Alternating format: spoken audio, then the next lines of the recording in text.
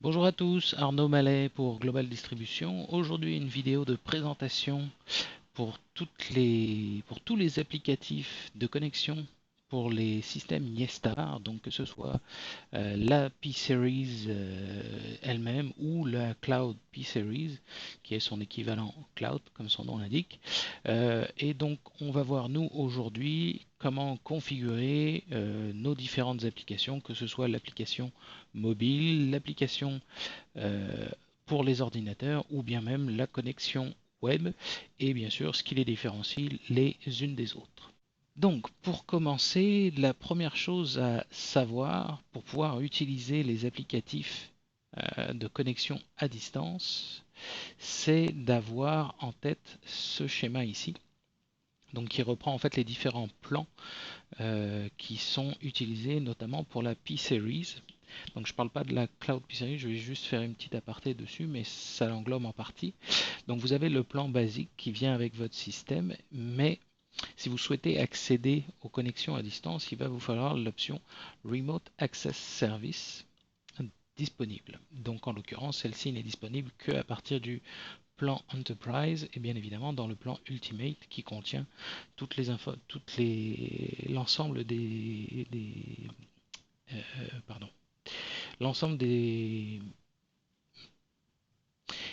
qui contient l'ensemble des capacités du système.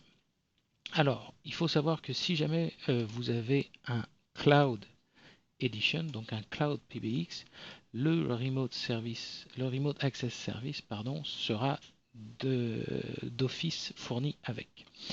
Bien évidemment, si jamais vous souhaitez avoir juste un P550, P560 ou un P570, il vous faudra un Enterprise Plan pour activer la partie Remote Access Service. Donc ce Remote Access Service, qu'est-ce qu'il permet? Il va vous donner en fait un DNS fourni par Yestar directement qui vous permettra d'avoir une connexion sécurisée à distance, que ce soit pour votre P-Series ou votre Cloud P-Series, sans avoir à configurer quoi que ce soit au niveau de vos port forwarding, de vos accès firewall ou autre chose comme ceci. Vous serez directement en relation via le DNS fourni par Yestar. Donc ça facilite énormément la partie installation et surtout la partie configuration sur la partie réseau. Donc il n'y a pas de port à renvoyer ou de choses comme ça. Donc ça c'est pour la partie Remote Access Service et donc vous allez pouvoir ensuite connecter ce qu'on appelle les Linkus UC Client. Donc il existe de trois types différents. Donc vous avez le UC Client mobile, le UC Client desktop et bien sûr le UC Client web. Donc ça vous permet d'avoir les mêmes fonctionnalités que si vous étiez avec un téléphone physique, bien évidemment, mais tout sera accessible. Donc vous aurez les appels, les réunions, pouvoir travailler à distance, bien évidemment, etc.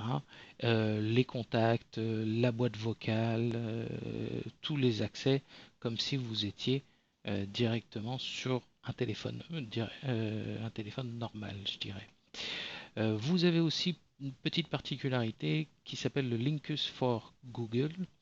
Donc en fait, il existe une extension pour le Chrome, pour le web browser Chrome qui n'existe pas pour les autres et qui permet en fait d'intégrer certaines fonctionnalités à travers juste le navigateur Chrome. Alors, bien évidemment, vous pouvez quand même vous connecter via Firefox, Safari ou Edge, enfin tous les plus populaires. Bien évidemment, la connexion marchera quand même, mais il existe juste une extension qui permet une facilité d'utilisation, notamment sur Google Chrome. Donc ça, on en parlera tout à l'heure quand je vous montrerai la fonctionnalité. Donc ça c'est pour les différentes applications mobiles. Donc comment ça se traduit en termes de configuration? Tout simplement, j'ai ici moi un P-Series Cloud, d'accord, donc je vais me loguer dessus, voilà, et je vais aller sur mes extensions ici.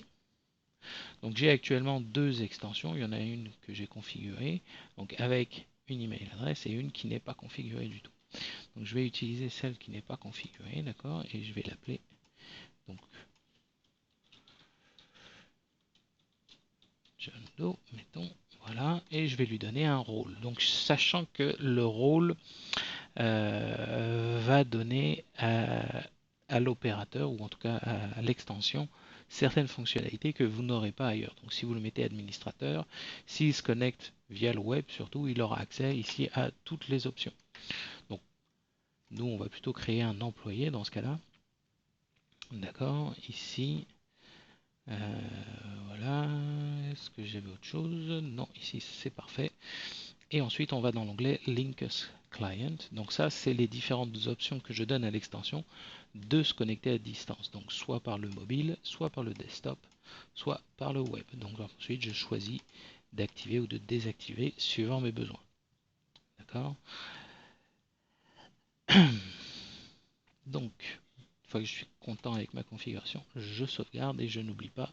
Ah, j'ai oublié quelque chose, je me rends compte ici. C'est la partie bien évidemment importante de l'email. Donc, je vais mettre l'adresse, je vais mettre la même adresse, c'est pas bien grave. Je vais la sauvegarder et je vais appliquer. Donc maintenant je me retrouve avec une application, une extension pardon, qui possède une adresse courriel, un type de rôle, un numéro, etc. Donc maintenant ce qu'il va falloir c'est renvoyer cette information.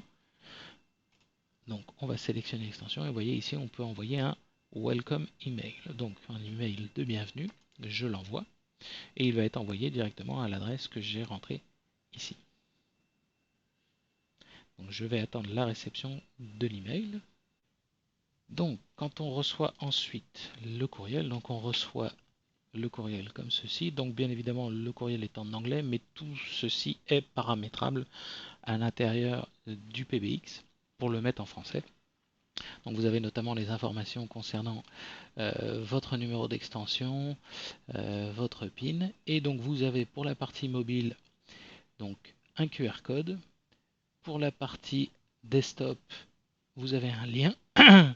Et ensuite, pour la partie web, vous allez avoir un lien directement cliquable. Donc, on va commencer par le plus bas ici. On va commencer par la connexion web. Donc, je vais tout simplement cliquer ici sur ma connexion web et je vais automatiquement être renvoyé sur mon système. Donc là, on envoie une demande de l'acceptation des conditions d'utilisation. Et là, on vous demande d'entrer un mot de passe. Donc là, vous rentrez le mot de passe que vous souhaitez. Moi, je vais rentrer le mien. Voilà.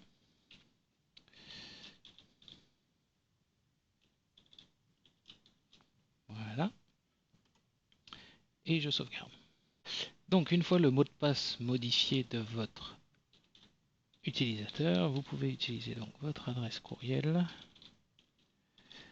que vous avez rentré avec le mot de passe. Voilà.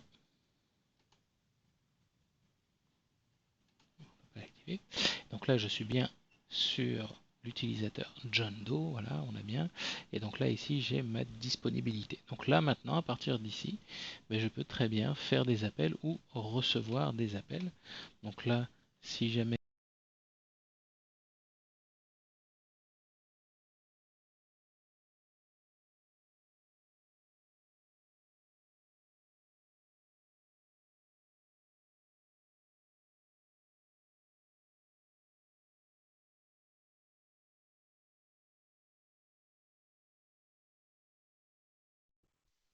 donc ici, maintenant que je suis connecté, donc je vois ma disponibilité, je peux bien sûr accéder aux différents contacts. Donc je peux ajouter des contacts ou en importer évidemment. Ici les informations de conversation. Donc là ici je peux ouvrir une conversation, puis venir ajouter hop, ici un petit message. Voilà, hop. qui va être envoyé. Et donc je peux faire une conversation texte aussi facilement que ça avec les différents, voir les différents appels. Donc là vous voyez les appels manqués, etc.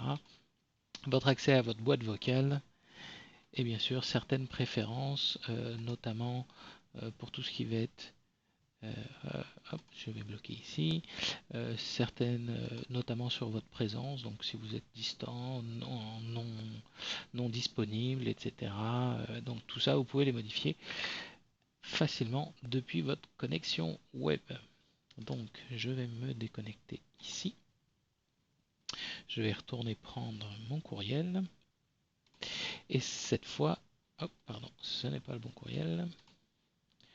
Donc je vais retourner prendre mon courriel avec le QR code et cette fois on va utiliser le lien ici. Donc je vais faire un copie et je vais aller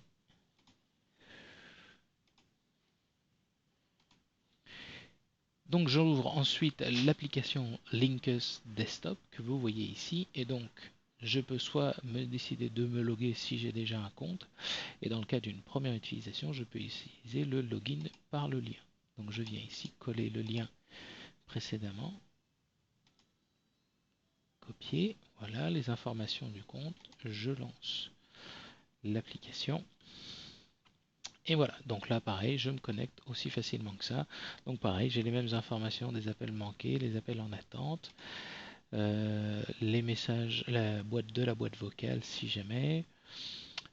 Vous avez différents le téléphone logiciel ici. Vous pourriez bien sûr aller faire certains réglages, notamment intégrer votre photo, etc.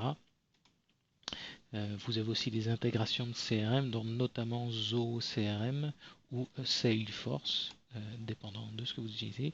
Si vous avez les postes en interne, vous pouvez aussi venir voir les contacts préenregistrés ou en ajouter, tout simplement.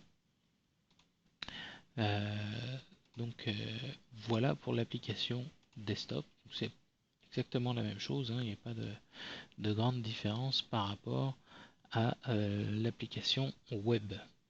Donc encore une fois, c'est un des outils de connexion à distance qui vous facilitera le travail. Et enfin, on va passer au dernier qui est le mobile. Donc l'application mobile, on va scanner le QR code pour plus de facilité. À ce moment-là, l'application va chercher la connexion et les paramètres. Voilà, une fois connecté, donc on a l'ensemble des menus qui apparaissent. Donc le premier, donc c'est l'historique des appels. On voit les appels entrants, les appels manquants, etc. Le PayPal et l'accès à la messagerie vocale. Donc là actuellement il n'y a aucun message, mais vous auriez les différents messages qui s'affichent. Ensuite on a le répertoire, donc on peut y ajouter ses propres contacts ou bien voir les contacts enregistrés à même le PBX. Donc là actuellement je n'ai que les deux applications.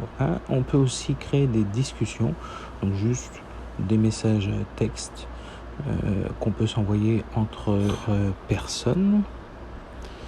Et on a ensuite la conférence. Donc on peut y ajouter jusqu'à 8 personnes en plus de soi. Donc ça peut être des internes ou externes. On peut y ajouter ses propres contacts, les contacts du système, les postes internes. Et une fois qu'on a sélectionné tout le monde, on peut lancer la conférence. Voilà. Donc voilà un peu ce qui caractérise l'application. Vérifier le mode de fonctionnement de la batterie pour s'assurer que l'application peut fonctionner en arrière-plan pour recevoir les appels. Donc voici qui conclut notre présentation des logiciels d'accès à distance sur les PBX YesStar, donc les accès mobiles ou PC, qui vous donnent un accès quand même très facile à n'importe quelle plateforme pour vous connecter de n'importe où, donc que ce soit de chez vous, que ce soit sur la route, etc. Et c'est une facilité avec le RAS de YesStar de configurer sans avoir à passer par de la configuration de NAT de VPN ou de choses comme ça. On passe directement par un DNS fourni par Yestar, ce qui facilite grandement les choses. Donc voilà pour la vidéo de présentation. Moi, je vous dis, quant à moi, ben, rendez-vous dans notre prochaine vidéo qui traitera d'un autre sujet, Yestar ou un autre produit d'ailleurs. Je vous conseille d'ailleurs de venir vous abonner à notre chaîne YouTube et de nous suivre aussi sur Facebook où vous trouverez toutes les informations relatives à ces produits et à d'autres produits bien évidemment. Il reste aussi le site global.ca pour tous vos achats. Quant à moi, ben, je vous dis rendez-vous à la prochaine vidéo. Merci de m'avoir regardé. À bientôt. Au revoir.